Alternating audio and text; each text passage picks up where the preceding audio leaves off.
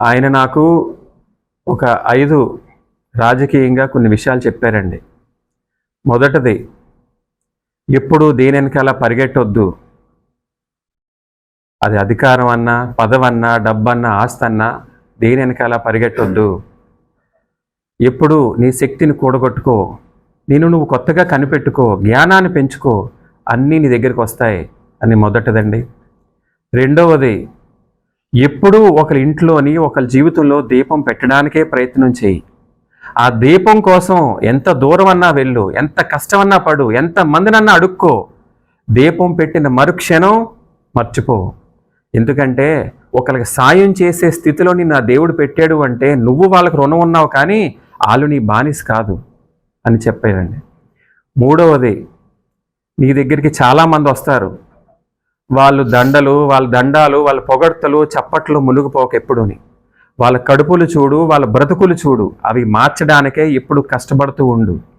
ఆ మాయలో పడ్డావా నీ జీవితం ఆ రోజుతో ముగిసిపోతుంది. నాలుగవదండి, తెలుసో తెలియకో ప్రతిపాడు నియోజకవర్గాన్ని వదిలేసుకున్నాను. ఎప్పుడూ ఆ తప్పు చేయొద్దు. మట్టి మనుషులు, మంచి మనుషులు, కష్టం, గౌరవం, మర్యాద తెలిసిన మనుషులు ఎంత దూరం వెళ్ళినా ఒక పాదం ప్రతిపాడులో ఉండిలాగే చూసుకో. ఎప్పటికీ ఆ ప్రజలకు దూరం అవ్వకు.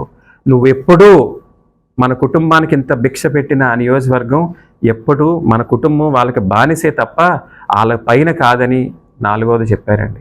అయ్యా, నాన్నగారు మరణించే ముందు నాకు 5 విషయాలు చెప్పడం జరిగిందండి. మొదటిది, నన్ను కాల్చొద్దు, పాతపెట్టు, ఇంటిలోనే 8 అడుగులు పైగా లోతు గోత తీసి అక్కడే పాతపెట్టు. మొదటిదండి. రెండవది, పెద్ద రోజు కానీ చిన్న రోజు కానీ చెయ్యొద్దు, నేను ఎక్కడికి వెళ్ళను, ఇక్కడే ఉంటాను. రెండవది చెప్పారండి. మూడవది, ఏ స్త్రీకైనా పెళ్ళయ్యాక తన భర్తే తన సర్వస్వం అయిపోతుంది. భర్త పోయిన ఆడది గుప్పెడు దుఃఖంలో ఉంటుంది. అలాంటి సమయంలో వెళ్ళి తన బొట్టు, తన చీర, తన గాజులు తీసేయడం అనేది ధర్మం కాదు. ఎప్పుడూ ఆ పని చెయ్యొద్దు.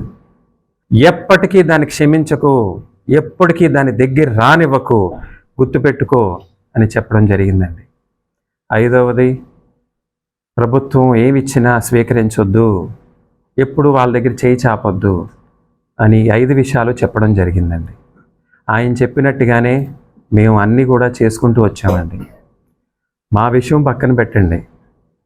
ఇప్పుడు కన్నంతకే పిల్లలకి తల్లిదండ్రుల మీద సర్వహక్కులు ఉంటే, కానీ కష్టపడి పెంచి చదివించి పెళ్ళిళ్ళు చేసి సమాజంలో ఒక ఇంటి పేరు ఇచ్చి ఒక స్థానం ఇచ్చిన తల్లిదండ్రులకి ఒక కోరిక, ఆశయాలు, ఆశలు, గౌరవం, మర్యాద ఉండకూడదండి? కేవలం కన్నంతకే పిల్లలకి సర్వహక్కులు తల్లిదండ్రుల మీద ఉంటాయా అండి?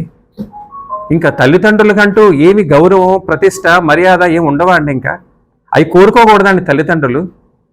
ఏ రోజైతే ఆ తల్లిదండ్రులు బాధపడ్డారో ఆ రోజే వాళ్ళ పిల్లలే కాదండి, అది నేనన్నా ఎవరన్నా సరే. ఆ విషయంలో నా తండ్రి పడ్డ బాధ ఇంత అంతా కాదండి. హార్ట్ అటాక్ వస్తుందంటే చేయడానికి ఒక టెస్ట్ ఉంది, ఫ్రాక్చర్ అయితే చూడడానికి ఒక స్కానింగ్ ఉంటుంది, క్యాన్సర్కి బ్లడ్ టెస్ట్లు ఉంటాయి, మానసిక క్షోభకి ఏ టెస్ట్ ఉండదండి. ఆ భగవంతుడు సాక్షిగా నా తండ్రి పడ్డ మానసిక క్షోభ ఇంత అంత కాదండి.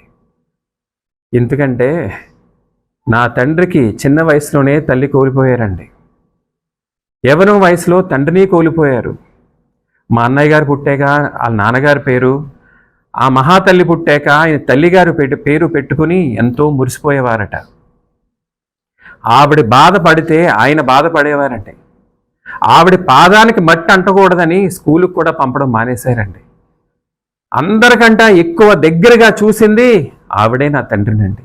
ఆయన గోరుముద్దలు తిని ఆయన చేతుల మీద పెరిగిన వ్యక్తి ఈరోజు ఆయన 300 సంవత్సరాలుగా మా కుటుంబం పరువు ప్రతిష్ట దాచుకుంటున్న దాన్ని రోడ్డుకి ఈడ్చి తండ్రిని అనరాని మాటలంటే ఏ తండ్రి భరించగలడండి? ఏ తండ్రి క్షమించగలడు అనేది ప్రజలందరూ ఆలోచించాలండి.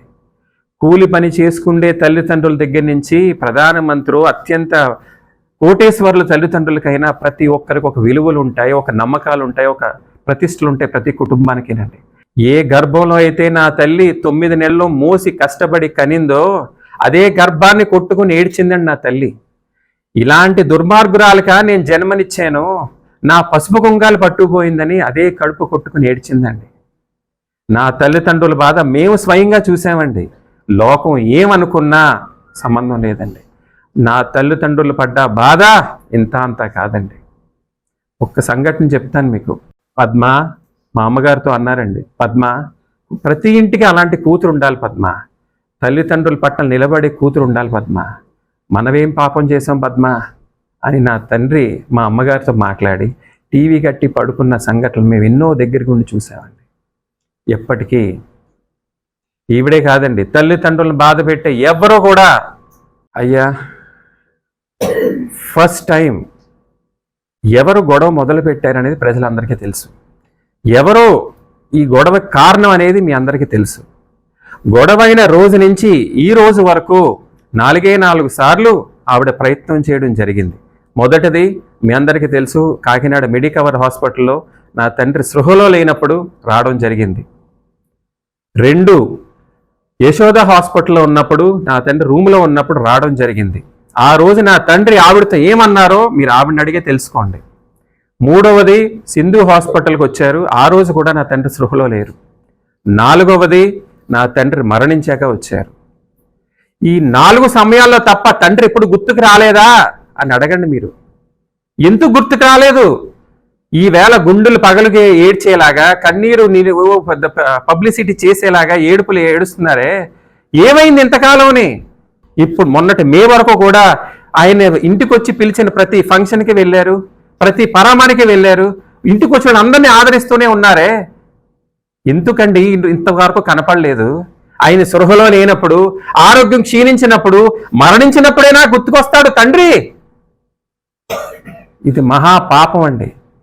ఇంత బాధలో ఉన్నా సరే తండ్రి కోమాలో ఉండి సృహ లేనప్పుడు ఎక్కడికి వెళ్ళాలండి? ఒక కూతురన్నా, ఒక కొడుకన్నా, పెద్దలన్నా అని తల్లి దగ్గరికి వెళ్ళాలి. తల్లి దగ్గరికి వెళ్ళాలి, ఆ తల్లిని ఓదార్చాలండి. అక్కడికి వెళ్ళి చేసేది తండ్రి దగ్గర ఏమీ లేదండి, తల్లి దగ్గర ఓదార్చాలి.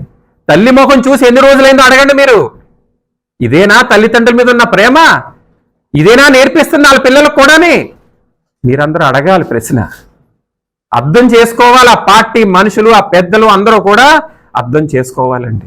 అదే కాదు, ఆ రోజు తండ్రి మరణించిన రోజు పోలీసులతో పాటు ఒక 50 మంది బౌన్సర్ల్ని, రౌడీ కొడుకుగా, తమ్ముడుగా, భర్తగా, తండ్రిగా ఉన్న గిరికి, ప్రజాసేవలో ఉన్న గిరికి ఎప్పుడూ యుద్ధం జరుగుతూనే ఉంటుంది. కానీ నీ చూపు, నీ లక్ష్యం, నీ అడుగు, నీ ధర్మం, నీ కర్తవ్యం వైపే ఉండాలి తప్ప ఎప్పుడు ఇటువైపు మళ్ళకూడదు.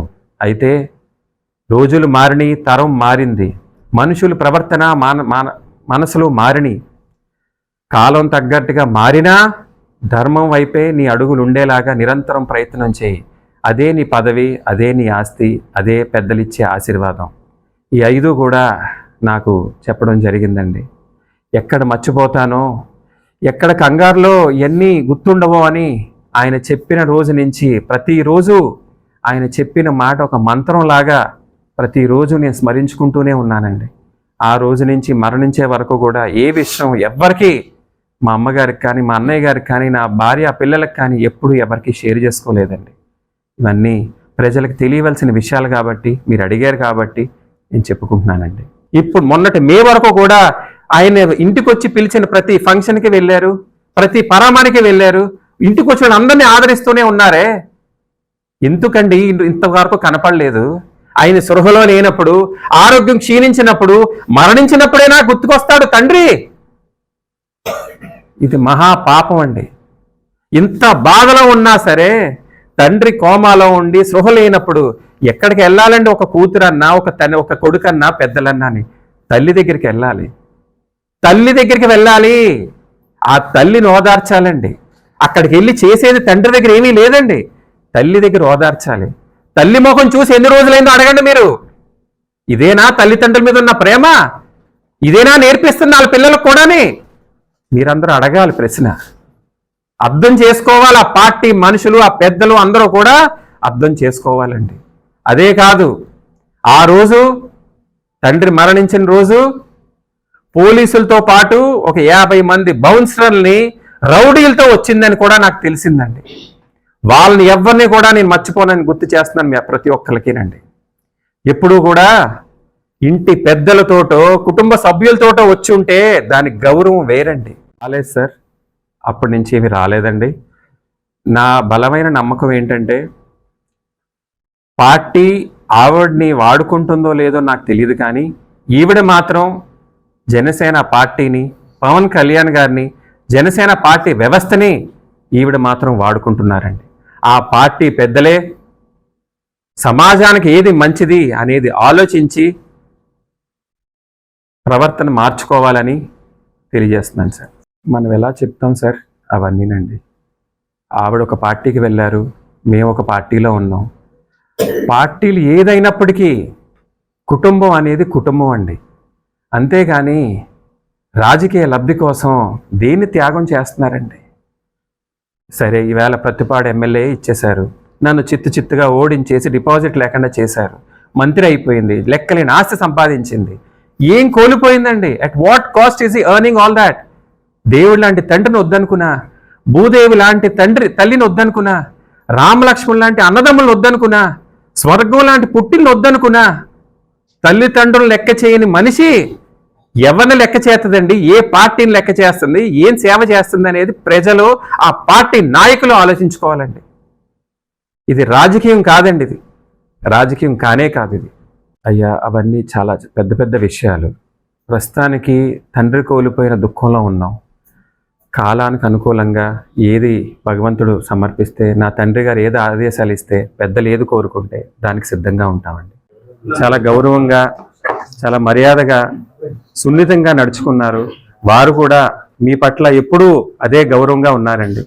మా కుటుంబం అంతా కూడా ఎప్పుడూ మీకు అలాగే ఉంటామని, అదే రిలేషన్ కంటిన్యూ చేస్తామని చెప్తున్నానండి. ఆయన పట్ల ఎలా గౌరవంగా ఉన్నారో మమ్మల్ని కూడా అలా సహకరించమని, మమ్మల్ని కూడా అలా ప్రోత్సహించమని, ఎప్పటికప్పుడు మమ్మల్ని నడిపించమని మీ మీడియా పెద్దలందరినీ కూడా కోరుకుంటున్నానండి. నమస్తే.